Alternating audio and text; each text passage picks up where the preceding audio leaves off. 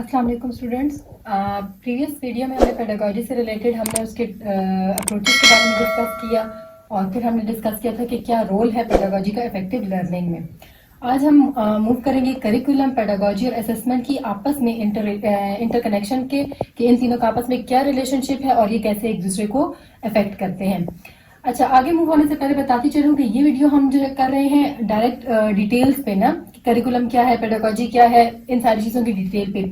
इसको समझना इसलिए जरूरी है कि जब आपके पास जो डिफरेंट टेस्टिंग एग्जामिनेशंस होते हैं तो उनमें पेडागोजी से रिलेटेड एमसीक्यूज होते हैं, तो वो आपको तब तक क्लियर नहीं होंगे जब आपको ये टर्मिनोलॉजीज क्लियर नहीं होंगी। जब आप इन टर्मिनोलॉजीज को, इनका आपस में इंटरकनेक्शन जान लेंगे, डिटेल से समझ आ जाएगी आपको कि बेसिकली ये चीज है क्या, तो फिर वो एमसीक्यूज आपको जब दिए जाते हैं तो उनमें जो ऑप्शंस होते हैं, थॉरली आप उन ऑप्शंस को रीड करेंगे तो उससे आपको क्लियर होगा कि हमने किसको राइट जो है वो मार्क करना है। तो ये आपको उन टेस्टिंग एग्जामिनेशन में बहुत हेल्प आउट करेगा जो हमारे पास एसएस के एग्जामिनेशंस होते हैं या फिर नेशनल टेस्टिंग सर्विसेज के एग्जामिनेशंस होते हैं, वो सारी आपको इनमें हेल्प करेगा। अब अपने टॉपिक की तरफ मूव करते हैं। आज हम डिस्कशन करनी है इन तीनों के आपस में इंटरकनेक्शन के बारे में। तो सबसे पहले हम इनकी बेसिक डेफिनेशंस को डिस्कस करते हैं। सबसे पहले आ जाते हैं करिकुलम पे। करिकुलम बेसिकली क्या है? Set of knowledge, skills, experiences. हमने कहा कि पेडागोजी जो है वो टीचर और लर्नर का आपस में इंटर रिलेशन है, लेकिन उनका रिलेशन किस बेस पे होगा? करिकुलम की बेस पे, कि वो कंटेंट, वो मटेरियल जो क्लासरूम में पढ़ाया जाना है, तो वो क्या हमारे पास आ जाता है? करिकुलम। करिकुलम आपके पास क्या होगा? सेट ऑफ नॉलेज, उसमें कुछ नॉलेज बेस्ड एक्टिविटीज होंगी, स्किल्स डेवलपिंग एक्टिविटीज होंगी और कुछ एक्सपीरियंसेस की बेस पे जो मटेरियल या कंटेंट होगा वो करिकुलम में शामिल किया जाता है।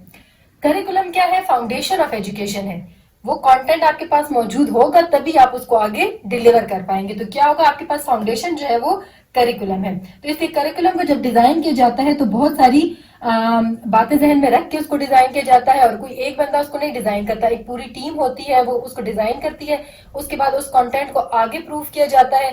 जब वो आगे से भी अप्रूव हो जाता है, उसमें देखा जाता है कि क्या फ्लॉज हैं, क्या ड्रॉबैक्स हैं, उसको साथ साथ जो है उसमें इम्प्रूवमेंट की जाती है। रिक्वायरमेंट के मुताबिक स्टूडेंट्स का क्या आउटकम होना चाहिए।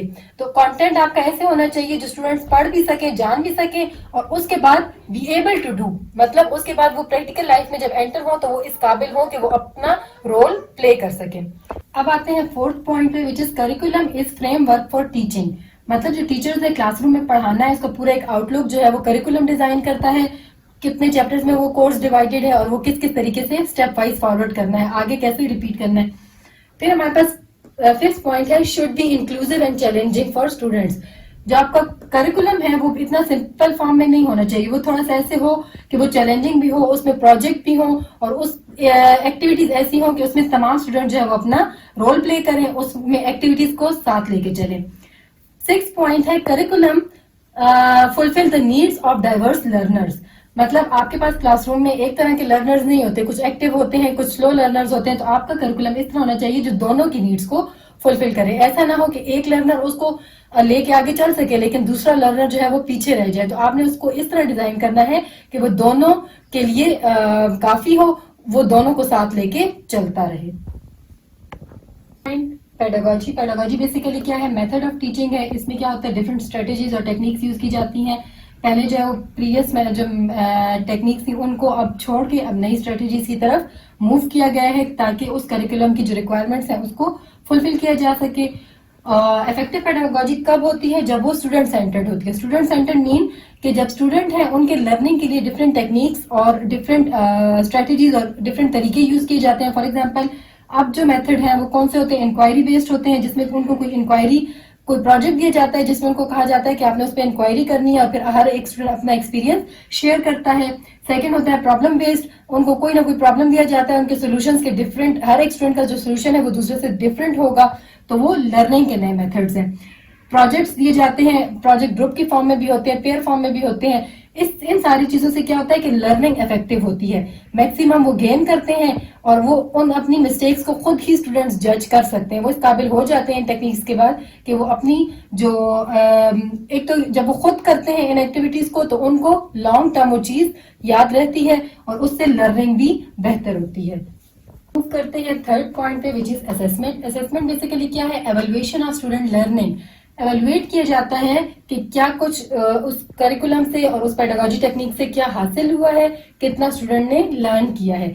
इसमें आप क्या करते हैं, डेटा कलेक्ट करते हैं स्टूडेंट्स का। वो डेटा डिफरेंट फॉर्म्स में हो सकता है, वो टेस्ट की फॉर्म में भी हो सकता है, वो एमसीक्यू बेस्ड भी हो सकता है, वो क्वेश्चन आंसर्स की बेस में भी हो सकते हैं। मतलब एनालिसिस के डिफरेंट मेथड यूज हो सकते हैं, जिसमें हम ये असेस्ट करते हैं कि वो जो करिकुलम था वो उसकी डिजाइनिंग जो थी वो रिक्वायरमेंट पूरी कर रही है कि नहीं, और पेडागोजिक टेक्निक्स जो थी वो कितना वर्क कर रही हैं। तो इसके थ्रू क्या मेन जो मकसद होता है कि how much knowledge student acquired, कि स्टूडेंट ने उसकी बेसिस पे कितना नॉलेज गेन किया है। इसमें आप क्या लेते हो, feedback of student plus teacher. मतलब आपने स्टूडेंट से भी असेसमेंट के थ्रू लिया कि उनको क्या किधर प्रॉब्लम आई, किधर उनको टेक्निक नहीं समझ आई या कोर्स कंटेंट में मसला था, और टीचर से भी कि प्रॉब्लम स्टूडेंट की लर्निंग में था या मटेरियल में था या टेक्निक्स में था। तो क्या है असेसमेंट, बेसिकली क्या है, आप एनालिसिस करते हो कि कहाँ पे प्रॉब्लम आ रही है और उसको कैसे ठीक किया जा सकता है। असेसमेंट आपके पास 2 टाइप्स की होती है, फॉर्मेटिव असेसमेंट और समेटिव। फॉर्मेटिव ये होगा कि साथ साथ जैसे जैसे कोर्स कंटेंट जा रहा है उस तरह आपने असेसमेंट ली, उसमें जज किया कि कहाँ पे मिस्टेक है, कहाँ पे फीडबैक नहीं आ रहा प्रॉपर, तो वो फॉर्मेटिव असेसमेंट होगी। जबकि सेमेस्टिव जो है वो सेशन के एंड में ली जाती है और एंड में डिसाइड किया जाता है कि किधर इसको इम्प्रूव करने की जरूरत है। समराइज करते हैं इन सारी तीनों डेफिनेशंस को, जो कि है करिकुलम, पेडागोजी और असेसमेंट को।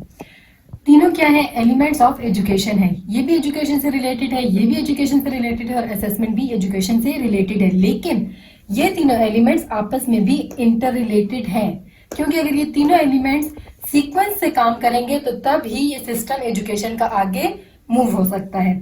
एसेंशियल फॉर इफेक्टिव लर्निंग, ये तीनों एलिमेंट्स क्या है, इफेक्टिव लर्निंग अगर चाहिए तो इनको आपस में कनेक्टेड ही रहना है, और इनका इफेक्टिव मैक्सिमम आप इसे तब ले सकोगे जब इन तीनों को एक दूसरे के साथ प्रॉपर कोऑर्डिनेशन होगा। Elements need to be align with each other, proper coordination होगा, करिकुलम परफेक्टली डिजाइन है तो वो परफेक्टली पढ़ाया जाएगा, प्रॉपर असेसमेंट होगी, जहां पे फ्लॉज हैं उनको दोबारा ठीक किया जाएगा, उनमें एडिशन होता जाएगा, जो चीज नहीं जरूरत उसको सब्ट्रैक्ट किया जाएगा। तो ये सारी चीजें आपस में जब इंटरकनेक्टेड होंगी तो क्या होगा, इफेक्टिव लर्निंग पॉसिबल होगी।